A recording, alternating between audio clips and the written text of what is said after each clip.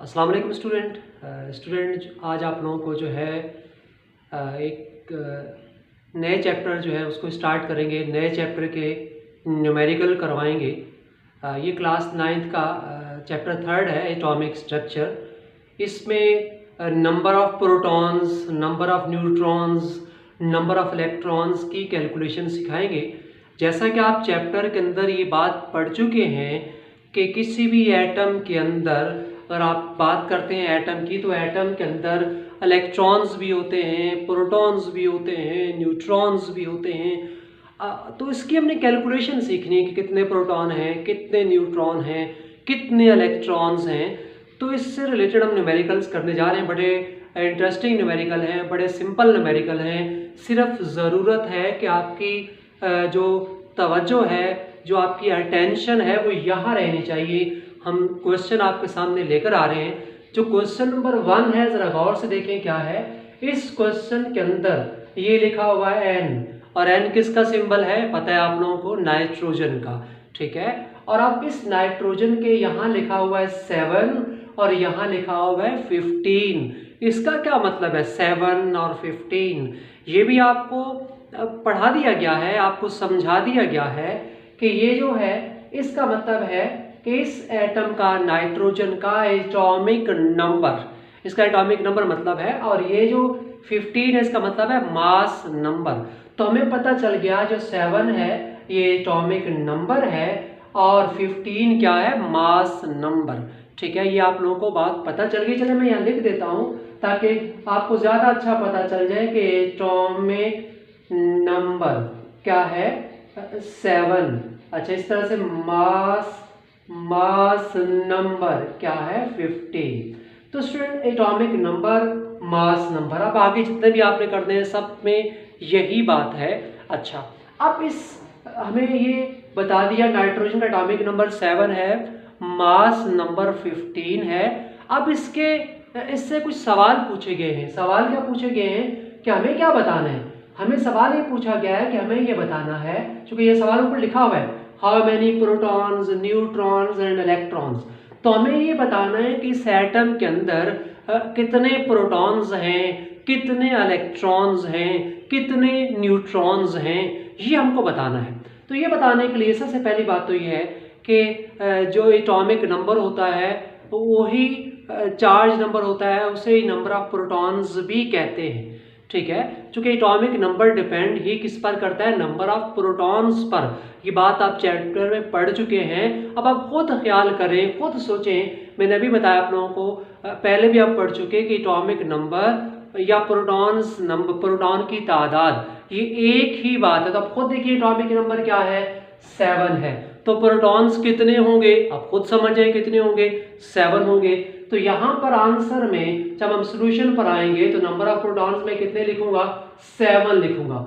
इसी तरह से नंबर ऑफ जो है न्यूट्रॉन्स, नंबर ऑफ न्यूट्रॉन्स कितने हैं ये भी आपको जो है इससे पहले समझाया गया था, पढ़ाया गया था, एक फार्मूला बताया गया था। अगर आपको याद हो कि फार्मूला क्या था कि मास नंबर जो होता है किसी भी एटम का, जो मास नंबर होता है उसको ए से लिखते हैं, मास नंबर को, ठीक है। मास नंबर को ए से लिखते हैं और मास नंबर दो चीज़ों पर डिपेंड करता है। चले मैं यहाँ पूरा लिख देता हूँ ताकि बात समझ में आ जाए कि मास नंबर जो होता है वो दो चीज़ों पर डिपेंड करता है। एक जो है प्रोटॉन की तादाद और दूसरा neutron, in sum of proton. Z, proton को जेड से लिखते हैं, charge number, atomic number Z से लिखा जाता है, और नंबर ऑफ न्यूट्रॉन्स। तो प्रोटॉन और न्यूट्रॉन की तादाद को ऐड करते हैं तो मास नंबर आता है। तो ये मास नंबर है, ये क्या है? सम ऑफ प्रोटॉन एंड न्यूट्रॉन। ये बात आपको जो है पता होनी चाहिए। उसके बाद आगे बढ़ जाते हैं। यहाँ सवाल कुछ और है। यहाँ सवाल है कि न्यूट्रॉन की तादाद बताएं, न्यूट्रॉन कितने हैं ये बताएं। तो न्यूट्रॉन बताने के लिए हमें क्या करना पड़ेगा? आप जरा गौर से देखें, यहाँ पर मौजूद ये जो प्रोटॉन है यहाँ पर क्या हो रहे हैं? इस साइड पर ऐड हो रहे हैं, वहां पर जाकर क्या हो जाएंगे? मास नंबर में से माइनस हो जाएंगे। इसका मतलब ये हुआ कि अगर हमें नंबर ऑफ न्यूट्रॉन्स बताने हैं तो हम मास नंबर में से माइनस कर देंगे किसको, एटॉमिक नंबर को। अगर हम इसको माइनस कर देते हैं, किसको माइनस कर देते हैं, मास नंबर में से नंबर ऑफ प्रोटॉन्स को, यानी जो भी मास नंबर है उसमें से नंबर ऑफ प्रोटॉन्स को क्या कर देते हैं, माइनस कर देते हैं, तो क्या आ जाता है, मास नंबर। तो यहाँ पर sorry number of neutron, sorry number of neutron, यानी मास नंबर से जब हम माइनस कर देते हैं नंबर ऑफ प्रोटॉन्स को, तो क्या आ जाता है, नंबर ऑफ न्यूट्रॉन्स। तो नंबर ऑफ न्यूट्रॉन्स आपके पास कितने आ गए, 15 में से 7 माइनस करें, तो ये तो बड़े सिंपल है, आप कर सकते हैं। मेरे ख्याल में इसमें आप कैलकुलेटर की जरूरत नहीं होनी चाहिए। तो 15 में 7 माइनस कर दो, क्या आएगा भाई, 8 आएगा। नंबर ऑफ न्यूट्रॉन्स आ गए 8। अब number of electrons, number of electrons बताने हैं, तो एक बात याद रखना, किसी भी एटम में अगर हम न्यूट्रल एटम है, आयन नहीं है, आयन अलग चीज होती है, आयन क्या चीज होती है ये बात आपको पता होनी चाहिए स्टूडेंट। आयन जैसे फॉर एग्जांपल ये सोडियम आयन है, ये क्लोराइड आयन है। आयन जो होता है, अगर किसी भी कोई भी चार्ज स्पीशी उसको आयन कहते हैं। आयन के अंदर इलेक्ट्रॉन जो है वो जो है एटॉमिक नंबर से या नंबर ऑफ प्रोटॉन से डिफरेंट होते हैं, क्योंकि वहां पर इलेक्ट्रॉन कम या ज्यादा हो जाते हैं, इसलिए तो आयन बनता है। तो अगर एटम जो है वो न्यूट्रल है, आयन नहीं है, तो अगर वो न्यूट्रल है तो जितना उसका एटॉमिक नंबर है उतने ही number of proton, number of electron, proton और इलेक्ट्रॉन की तादाद बराबर होगी। अगर एटम क्या है, न्यूट्रल है, न्यूट्रल है, तो जितने प्रोटॉन्स हैं उतने ही इलेक्ट्रॉन्स हैं, तो लिहाजा इलेक्ट्रॉन की तादाद क्या आएगी, 7। तो इस तरह से स्टूडेंट आपने बता दिया नंबर ऑफ प्रोटॉन्स, न्यूट्रॉन्स और इलेक्ट्रॉन्स। अगर आपने ये समझ लिया है तो ये आगे वाले तो आप बड़ी आसानी से खुद ही सॉल्व करते चले जाएंगे। अब जरा यहाँ आ जाए, सवाल पर आ जाए। इस सवाल में देखें नंबर ऑफ प्रोटॉन्स, थोड़ा सोचें, आपने आपसे पूछें कि क्या आना चाहिए। अभी आप बताएं नंबर ऑफ प्रोटॉन्स क्या है। नंबर ऑफ प्रोटॉन्स यहाँ आ जाए, यहाँ देखें, यहाँ पर एटॉमिक नंबर ये है, मास नंबर ये है, ठीक है। तो नंबर ऑफ प्रोटॉन्स क्या होंगे, नंबर ऑफ प्रोटॉन्स अभी बताया है कि ये जो यहाँ लिखा हुआ है एटॉमिक नंबर जो है यही नंबर ऑफ प्रोटॉन्स हैं, ठीक है, 27।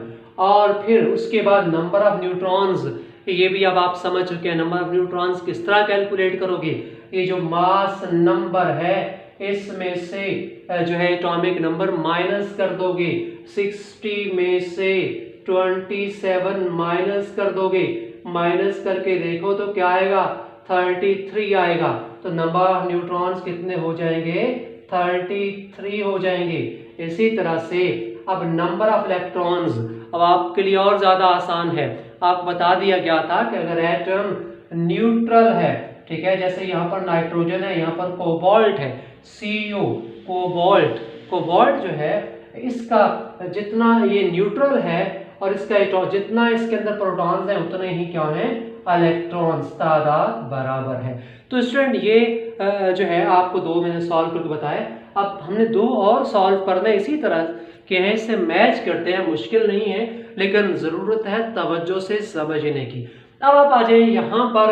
अब आपने जो है जब मैं बताना शुरू करूँगा तो आपने साथ साथ खुद सोचना है, पहले इस बात को सोचना है ताकि आप अपने आप को जज भी करते रहें कि आप जो सोच रहे हैं वो ठीक सोच रहे हैं या नहीं, आपको समझ में आया या नहीं। तो इसीलिए अब आप लोगों ने क्या करना है, जैसे जैसे मैं बताता जाऊंगा आपने मेरे आगे आगे जो है सोचते जाना। जैसे मैं यहाँ पहुंचा तो आप खुद ही सोचना शुरू कर दें, इसका क्या मतलब है, इसका क्या मतलब है। यकीनन आपने सोच लिया होगा, आपको समझ आ गया होगा कि 53 जो है ये एटॉमिक नंबर है और 131 मास नंबर है, और 53 जो है ये हमें क्या बता रहा है, नंबर ऑफ प्रोटॉन्स बता रहा है, ठीक है। क्या बता रहा है ये, नंबर ऑफ प्रोटॉन्स। तो 53 नंबर ऑफ प्रोटॉन्स आ गए। इसी तरह से ये जो 131 है, 131 हमें क्या बता रहा है, 131 हमें बता रहा है मास नंबर, ठीक है। तो अब आपने क्या करना है, नंबर ऑफ न्यूट्रॉन्स बताने, तो क्या करना पड़ेगा, सोचें क्या करना पड़ेगा। आप समझ गए होंगे कि हम 131 में से 53 को क्या कर देंगे, माइनस कर देंगे। जब माइनस करेंगे तो क्या आएगा, 8 और यहाँ पर 7, ठीक है, 78। तो क्या आ जाएगा, 78 नंबर ऑफ न्यूट्रॉन्स आ गए, ठीक है। और उसके बाद इसी तरह से जो है नंबर ऑफ इलेक्ट्रॉन्स कितने हैं, आप खुद सोचिए कितने हैं, आपको पता चल चुका होगा कि न्यूट्रल एटम है, तो न्यूट्रल एटम है ये आई का मतलब जो है आई, अगर हम एलिमेंट्स में जाएं वैसे तो आई इंग्लिश में आई का मतलब मैं होता है, लेकिन यहाँ आई का मतलब जो है आयोडीन, सिंबल है आयोडीन का, ठीक है। आयोडीन जो है उसका सिंबल है आई। इसके अंदर इलेक्ट्रॉन्स कितने हैं, न्यूट्रल है ये, ठीक है। तो यहाँ पर जो है इलेक्ट्रॉन की बात हो रही है, कितने इलेक्ट्रॉन है, अब आप समझ गए होंगे कि 53 प्रोटॉन है, न्यूट्रल एटम है, तो इलेक्ट्रॉन भी इतने ही होंगे, सेम होंगे। अच्छा, आप आगे बढ़ जाते हैं, एक और इसी तरह का क्वेश्चन है हमारे पास, इसको हमने करना है। तो इसके बाद जो है हम आगे बढ़कर इसको करते हैं। तो इसको अब आप जरा तवज्जो से समझिएगा, इसको जो है ये आप खुद सोचें शुरू करते हैं। अब आप देखें क्या है, क्या आएगा, क्या इसका सोल्यूशन आएगा, कितने प्रोटॉन्स हैं। ये जो पीबी प्लम्बम, पीबी किसका सिंबल है, लेड का, ठीक है। और इसमें एटॉमिक नंबर कितना है, 82, और मास नंबर कितना है, 207। तो सबसे पहले नंबर ऑफ प्रोटॉन्स कितने आएंगे, बड़ा क्लियर लिखा हुआ है, बड़ा सिंपल है, बड़ा सादा है, आपको समझ में यकीनन आ चुका होगा। देखें कितना लिखा हुआ है, 82 नंबर ऑफ प्रोटॉन्स।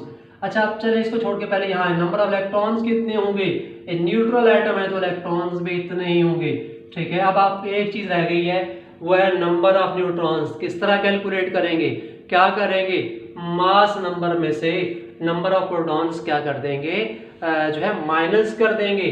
जब माइनस कर देंगे 207 में से 82, ये सिंपल कैलकुलेशंस आपको खुद आनी चाहिए, इसमें कैलकुलेटर इस्तेमाल ना किया करें आप। मैंने देखा स्टूडेंट्स को, छोटी सी कैलकुलेशन है, फौरन कैलकुलेटर नहीं, इसको खुद माइनस करना सीखें कि क्या आएगा, ठीक है। तो यहाँ पर जो आएगा ये आप खुद माइनस कीजिएगा इसको, तो 125, ठीक है, तो 125 न्यूट्रॉन्स।